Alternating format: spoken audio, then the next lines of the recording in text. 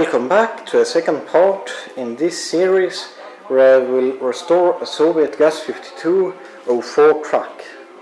Since the last time I filmed, I haven't really actually done that much. I have removed this cover plate from over the gearbox, cleaned it from rust and put a light coat of black paint on it just because I didn't have much better to do at that point, and I have fixed the number one problem why this truck didn't drive or work, and that was that the head gasket was bad, which means that it leaked water into the engine and, well, it didn't run well, and the carburetor was full of gunk. And I will now show you the old head gasket from the truck, which is here.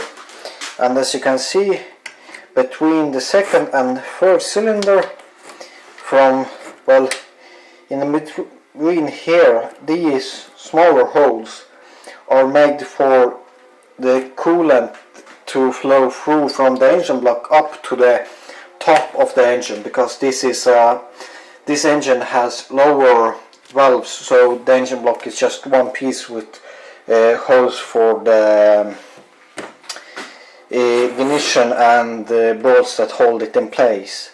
So, well, yeah, these holes here are just for bolts, these big ones, and small ones and long ones are for water to get into the head and through the head down again. And, well, as you can see, between the second and third cylinder, all of this is gone. Well, it has burned away, or, well, somehow it has burned away, and because it has had water holes here, all the water has come into the cylinder, but fortunately all the water was thrown out by the exhaust, from the exhaust ports. And as soon as the last owner noticed it, he turned the engine off and let all the coolant out, so that it won't seep into the engine and start rusting. So the engine otherwise is in excellent condition. It has got new, the cylinders are honed and all the bearings are changed and all new pistons and everything's like factory new, except that this gasket went bad. And I have fix some of the bent radiator fins on the radiator. And now I will actually tell you guys why the head gasket failed on this truck. On this engine, which is on the Gas 51, 63 and 52s, this straight 6 engine, on practically all Soviet old engines, you have to crank down the head with all these 33 bolts extremely hard and many times, so that it will hold, because the bolts in the engine and the head move a lot, it plays a lot and, well, everything like that. And the process to put a new head gasket on this engine is that first you have to, well, take the head off, and when taking the head off you have to do it in a correct pattern, which is you start here in the middle, you go like this, you work yourself out, because if you do it incorrectly, you start from one side and go to the other, you can actually bend the head or the engine block itself. It's rare, but it can happen. Well, when you have removed the head, you have to clean everything and put on the new head gasket and then put down. And as I did first, I tightened it, all the bolts finger tight, then I took with this moment wrench and I pulled it all the bolts over to 2 Newton meters pressure. Then and that was already pretty much hard on this engine. Then I let it sit for about 2.5–3 hours for the gasket to die off, how to say, that it doesn't spring up anymore. Then I went over the engine 3 times, all the bolts, with the momentum of 6 newtons, and you have to do it also in the pattern that you go from the center out like this, or else you will, well, warp the head, and well, then you need a new head. And then after a couple of hours of waiting, I pulled it over with 8 Newton meters of torque, which is the highest torque you should put on these bolts, because it's notorious for gas 52 engines, which is this one, and the gas 53 and 66 engines, which is a V8 with aluminium blocks. It happens all the time that guys try to over tighten these bolts, and the bolts just shear right out of the block, and then you have to take it out, drill and tap new holes and everything like that, and that's just not fun. And well, anyway, why the head gasket failed is that after I have pulled this on right now 8 Newton meters, I now have to again go over with 8 Newton meters. Then I have to start the engine, let it run to working temperature, then I have to let it cool down again, then I have to go over it again with 8 Newton meters, then I have to drive the engine with light load for about, what they say in the manual is 6 to 10 kilometers, then I have to go it over again, then I have to, after 50 kilometers, go it over again. So that, because with heat these engine blocks warp and move a lot, so that it stays in place. But the last owner, he said it was his fault, because he just, with an ordinary wrench, he pulled the bolts on as tight as he could, and he left it like that, and he drove about 10 kilometers, and then the head started moving so much that the head gasket just didn't hold, and it started to throw out water, and well, the gasket broke. Well, anyway, that was the biggest job on this truck, at least mechanically, because everything else is practically in mint condition. And well, the weather has been kind of crappy, as you can see. I have pulled the truck into the workshop, and well, I haven't actually done that much else than changing the gasket and going through the carburetor. But well, what I think I'm going to do now is remove the hood itself from the cab itself. Then I'm going to remove all these wires and electrical cables and strip practically everything off as good as I can. And I am going to take with my little rubber mallet and fix some of these, I don't know if you can see it, but these vents in the cab, they're relatively easy to fix. I just have to take from the inside and bang it a bit.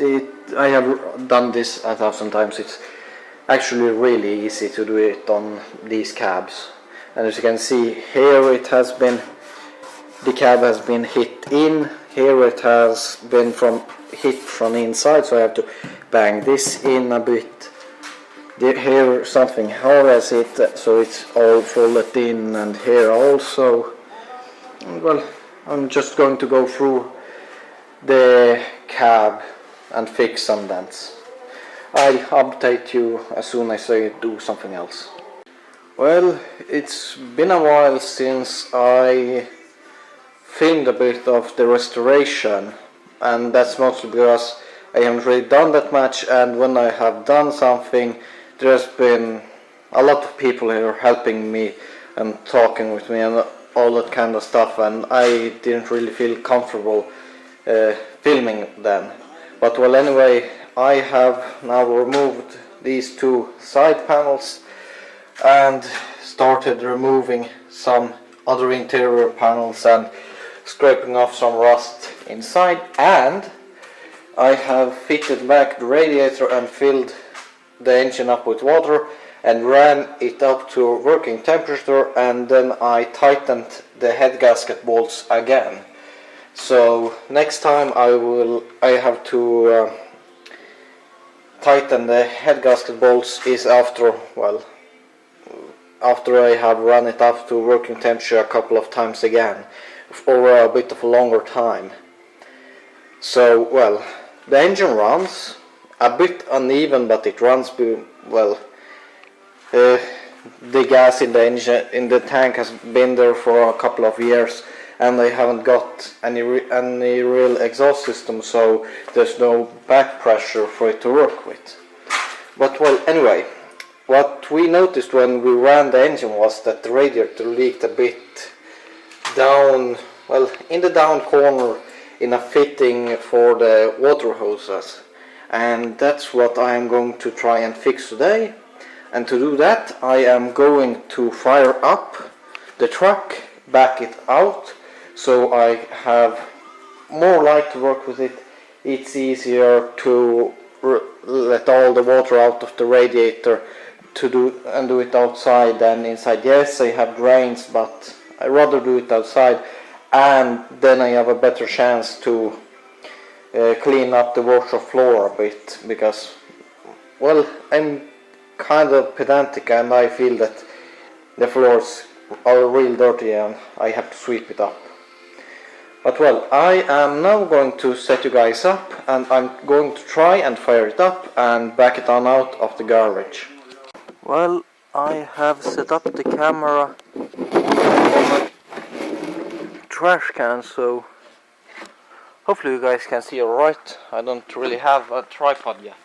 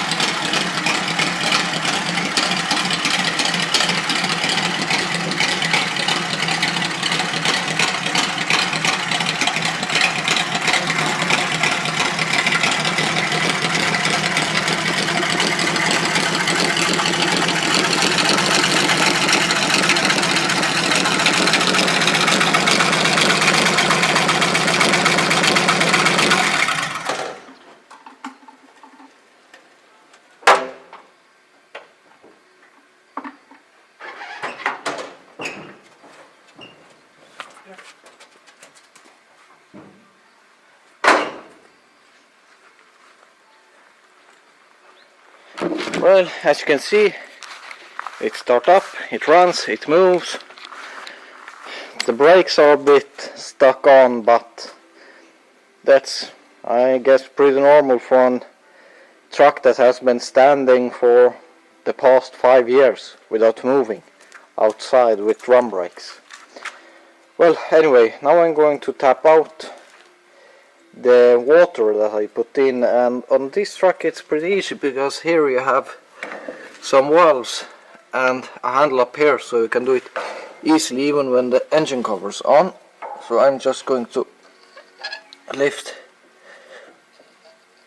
this up, and now the water is going to drain out from there, and I'm going to open this valve here on the radiator, like so. So the water from the radiator will drain out, and it's, if I can see through viewfinder, it's leaking from here where this pipe goes into the radiator. It's leaking from somewhere there. It's not a lot, but it's still a leak, so I'm going to try and fix that. Well, anyway, now I'm going to take off the radiator, which is only on here with these stabilizer rods and the hoses holding it on, and then I'm going to try and solder, well, firstly find out where it's leaking and then try and fix it. Well, good news are that the radiator is not broken. It's actually just this hose here which is so old that it's leaking from all these, well, places where it has broken because it has dried out and it's just so old. So I'm probably just going to put the radiator back on the truck as it was put on right now, and I'm going to fill it up with water and drive around a bit so I can heat up the engine.